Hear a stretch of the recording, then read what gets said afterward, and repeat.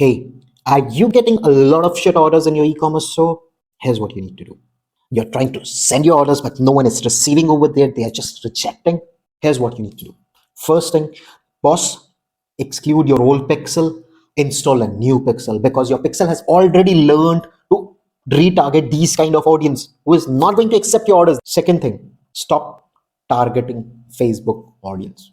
If you start excluding Facebook audience and just target Instagram audience, you will see the drastic change in the number of orders and the quality of orders. Try and include the verified checkout process like Shiprocket verified checkout process. It has WooCommerce and Shopify also. The GNK Go Quick verified process. Start including these checkout process instead of your old checkout process. If you have time, you can build in your own custom checkout process where you will verify whether the customer who's ordering is a good genuine customer or not. The next thing you need to do is exclude locations where already they have delivery issues like JNK, Mizoram, Nagaland. Just exclude them.